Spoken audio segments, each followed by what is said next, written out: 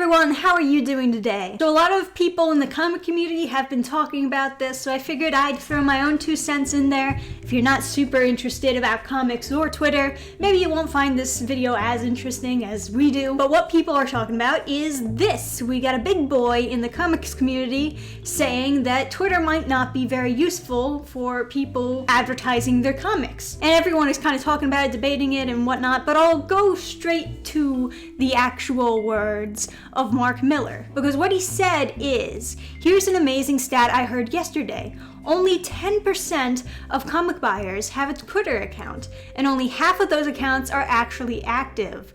Thus, 95% of the comic book audience is not on Twitter, which must be mind-blowing for the company marketing departments. He also wrote as a follow-up, also factor in that the average person follows so many people.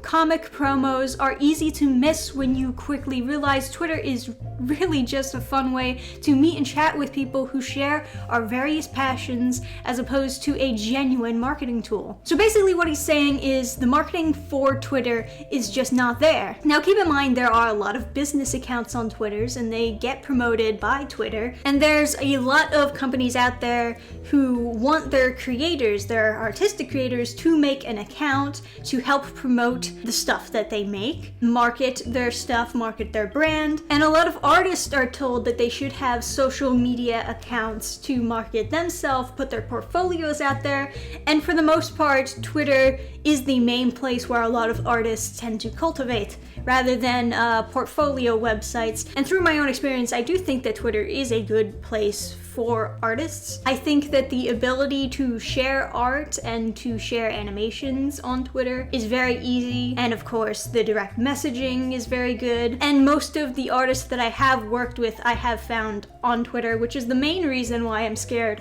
of actually leaving Twitter, because I don't want to lose all these contacts that I now have and that I follow on Twitter. If I ever want to do a project with them, I want to be able to easily contact them, easily see their portfolios and stuff like that. So coming off of this tangent and back to the topic, I would love to learn more about this vague stat that he has thrown out there. First of all, what are they exactly qualifying as comic buyers? Are they specifically stating people who go to a comic store to buy comics? Is it online sales?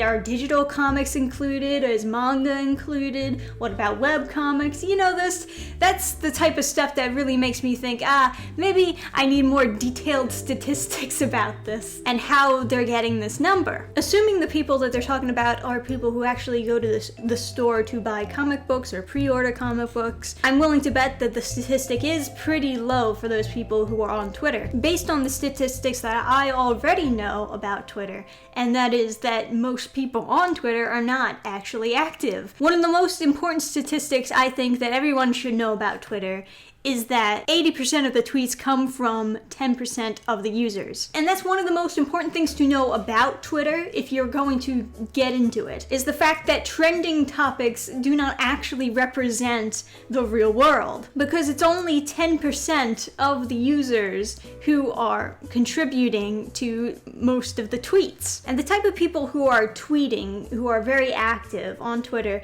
tend to be, one, businesses and people who are trying to sell their brand or sell their work. They have to tweet a lot, they have to post a lot so that people know what's going on, and so that they stay relevant, because a lot of tweets can get buried. If you're expected to actually get your work noticed, you have to be constantly posting about it to increase the chances that your followers will actually see what you're working on and what you're posting about. Now, other than the people who are trying to do their own business thing, other than the artists who are just trying to be relevant and market themselves, there's also social media addicts. And people who are addicted to social media tend to have a lot of mental issues, which is why people joke very often about Twitter having what appears to be mass mental breakdowns, getting angry and tweeting even more about how angry they are or how sad they are. And it seems like it's a popular public upset when in actuality it's just a small portion of people in the real world who are just louder on a certain platform. So I do think this is the most important statistic that everyone should know about Twitter is that the people who are tweeting the most are not representative of what your audience might actually be. So it's not worth it for a lot of businesses to try to appease people on this platform. People also have kind of distorted views of what kind of people are using Twitter the most. A lot of people think that it's mostly teenagers on Twitter, like this is a great new product for the youth, and this is representative of the younger audience, even if it's not representative of the majority of people in the world. We still want to know what the younger audience thinks, so we're going to go to Twitter to see what their input is, which comes us to our next statistic, which I also find quite interesting. Most people who use Twitter are middle-aged, 35 to 49. The actual percent of teenagers using Twitter is incredibly low, 7.8%, which is actually even lower than the amount of 50-plus people on Twitter. But look at this big boom of people who use Twitter as they're coming out of high school. They don't use it in high school. It's not something that their friends necessarily pressured them into getting an account, but once they're out of high school, oddly enough, we see this huge boom. And like I said before, I do think that it's because people, teachers, professors, and whatnot, give their students this advice that if they want to get noticed for jobs, or if they want to market themselves, market their brand, especially artists, then they have to get a Twitter account or some sort of social media account. Now, there are a bunch of accounts that I was pressured by my teachers to get when I was in high school. Everyone had to get a LinkedIn account, a Dropbox account, and they were like homework assignments that we had to make accounts with these websites. And I don't have a LinkedIn account anymore because I never used it. But the purpose of getting the LinkedIn account is to, I guess, prepare you for looking for jobs and learning how to sell yourself, how to present yourself in a professional manner. And in the same way, there are people who will say the same of Twitter, like, hey, you should get a Twitter account. All the Hollywood stars, all the famous artists have Twitter accounts. Even all the politicians, they all have Twitter accounts. If you want to be taken seriously, you better get that Twitter account. But it is pretty wide known and pretty obvious that most of the people on Twitter are older millennials, so they don't really represent the new generation. Also, funny enough, Twitter users tend to be more male than female. This explains why we have so many simps. There's not enough girls on Twitter to go around, so they start fighting over all the girls. Gotta slide in them DMs, guys. And we do see in these statistics where it lists all the most popular social media accounts out there. You got Facebook, YouTube, WhatsApp. Well, does WhatsApp even count as social media? I don't. Facebook Messenger. That's just Facebook.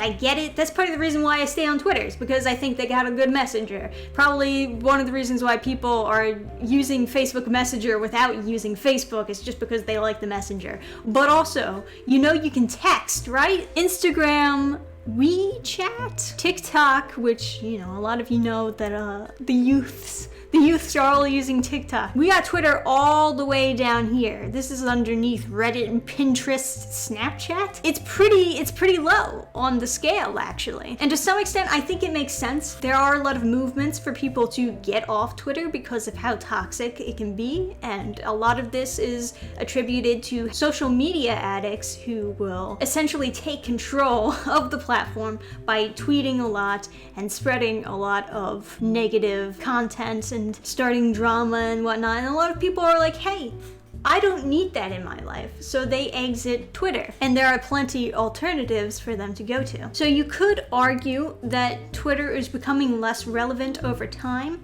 or maybe it was never a good place to go to in the first place, at least when it comes to marketing yourself and building your brand. Mark Miller also said, I've never been interested in the various Twitter wars, and this puts the whole thing in perspective. A baseline of 95% of your readers just want to read high quality comics. That's what this is all about. Twitter should just be a virtual Comic-Con where we catch up with each other. I could not agree with that sentiment more. People like to start drama on Twitter and they think that this is going to help them get the boost that they need. They need to talk about all these social issues, that'll get them the boost, but really you're just getting boosts with old millennials who are probably not interested in buying your comic in the first place. So instead of trying to appease the majority of Twitter, why not just focus on the audience that you already have and appeasing them? Share with people what you're working on and don't worry about all this other stuff that's happening on Twitter. I would like to know more about these statistics. If there were detailed statistics about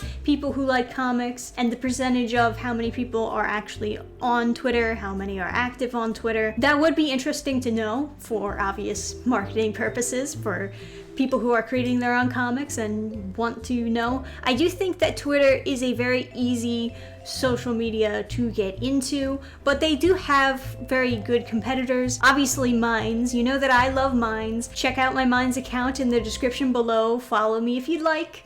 Everything I post on Twitter, I'm also posting on there and then some. But Minds tries to be a lot like Twitter, while also adding in a few different things. Like I said, I really like how good Twitter is when it comes to sharing art and portfolios, and that's something that Minds is not quite there yet, but they're getting better as they go, but it's just not quite the same level. So I do find value on Twitter. But whether or not this is actually a good marketing tool for artists, maybe it's not. Maybe Twitter should not be a tool for getting a new audience for your content and new buyers, but rather instead making connections, whether it be business connections or just connections with already established fans. So that is actually something interesting to consider. But let me know what you think about Twitter and comic creators on Twitter down below in the comment section. Is Twitter a good tool for gaining an audience? Is it a good tool for making connections? Or is it a bad tool for everything? Any and all thoughts you have. And if you did enjoy this video, remember to like the video. That's how you let YouTube know that this is the type of content you enjoy. And some of you may have heard, but we did, in fact, reach the goal on Ellie the Eliminator. We got 6 days left on this campaign. You better get your copy quick, because I'm thinking I'm gonna send this off to the printer soon. And keep in mind, we also have stretch goals, and if we do reach the 5K stretch goal, that means more content gets added to the book, including coloring pages, how-to draws.